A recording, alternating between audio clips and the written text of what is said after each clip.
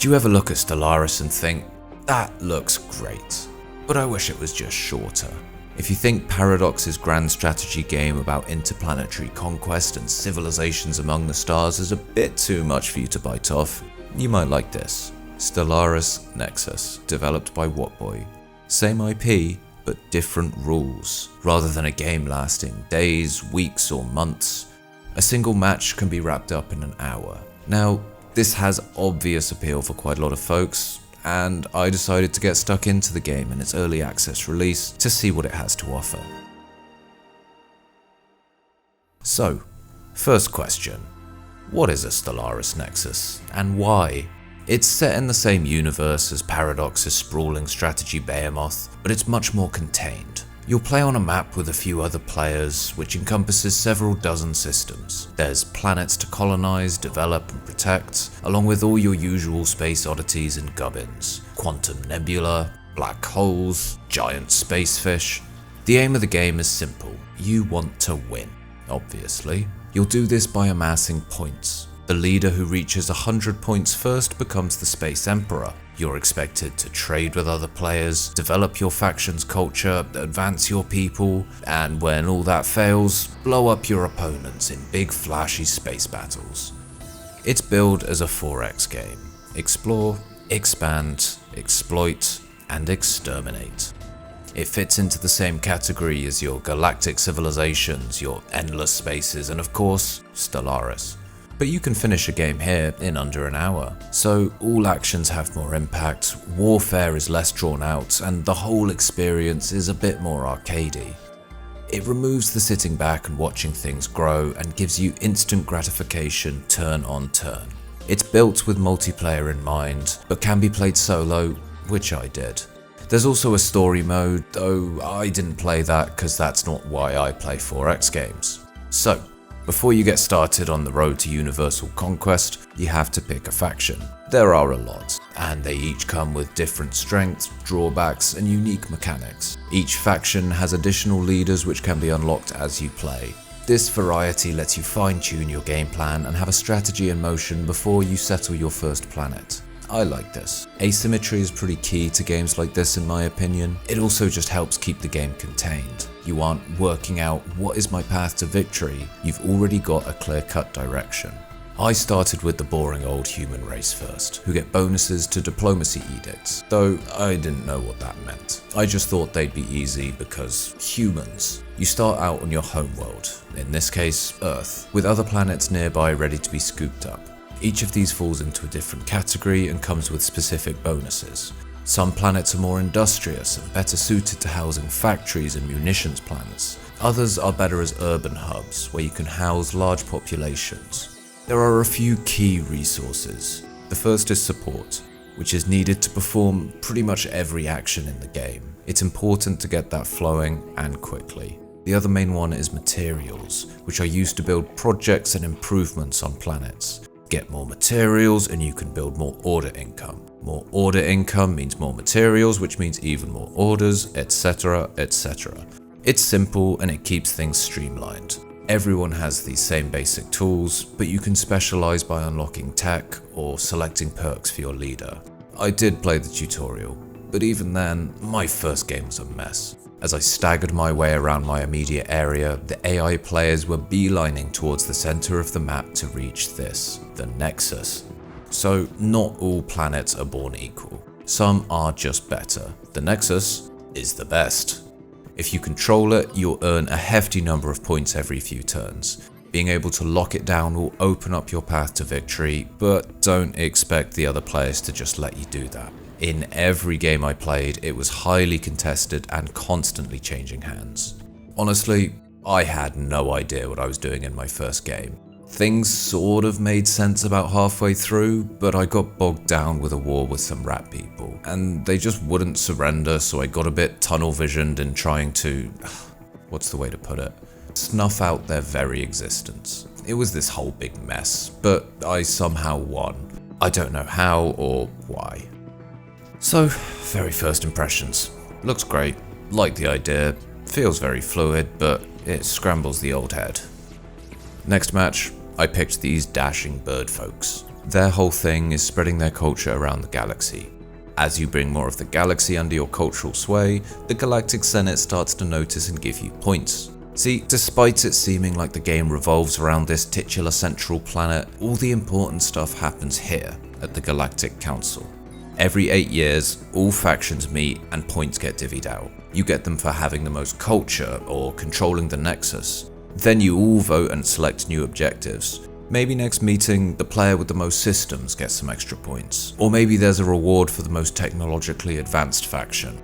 You'll also vote on a passive bonus, and these can be used to boost yourself or hinder your opponents. And it's a democracy, so obviously it can be tampered with.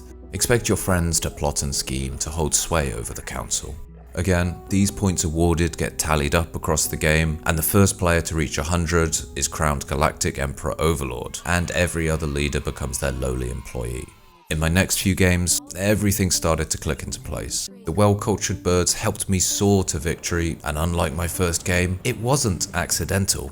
Things made sense. You only have a few different moves you can make each turn, and they are determined by these cards at the bottom, your edicts. They might let you form a trade route or build something on a planet or research a new tech, but once they're spent, they are spent. You can't just burn through all your resources on one miracle turn. Everything feels like it has a bit more impact than a normal 4X game, and that also goes for combat too.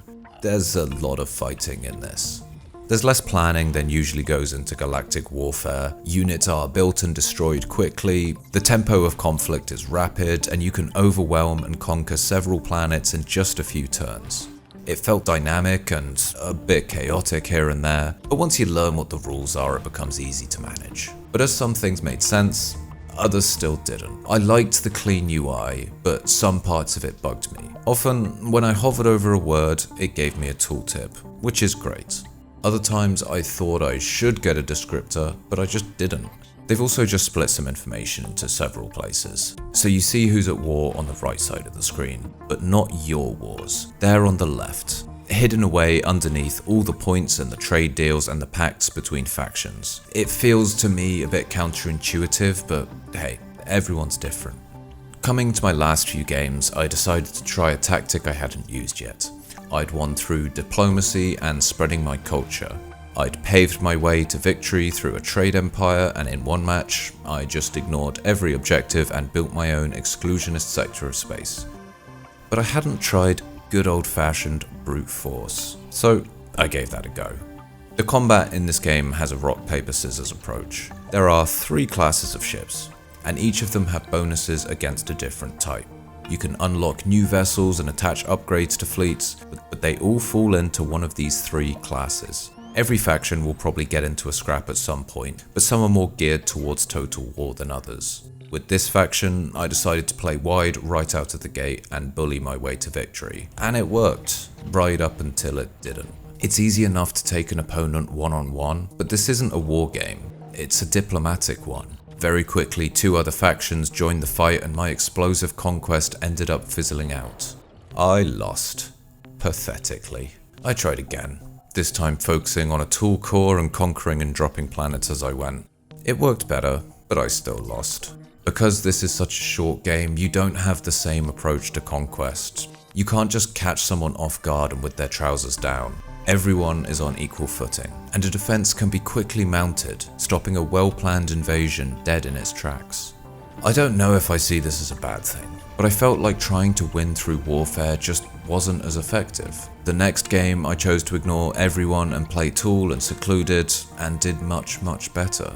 There are just some playstyles that are more effective, and some mechanics which are stronger than others. I thought I was just a really good player when I won my culture victory. Nope, culture is just really strong, giving you points, bonuses, and also cutting into your opponent's resource production. Every game I played which had the culture-focused faction, they'd be topping the leaderboard. So there's a balance issue for sure, but this is early access, and this will be tweaked. All in all, I liked certain parts of the game a lot. I thought it looked great, it was fast, dynamic, and there was a depth despite the reduction of game systems. I thought this game would have been the perfect sell for me. The idea of a fast-paced 4X is very alluring, but this isn't quite that. If you go in expecting just small Stellaris, you're probably going to be very disappointed. Because it doesn't have that same lunacy. It doesn't have the sense of discovery or wonder. No events will pop up which take you on a wild ride across the stars. And it doesn't give you that same kind of pride or gratification. A big draw of the genre is it just takes you on a journey. You strap in and let the sandbox cough up some increasingly bizarre situations. This doesn't have that. It can't have that.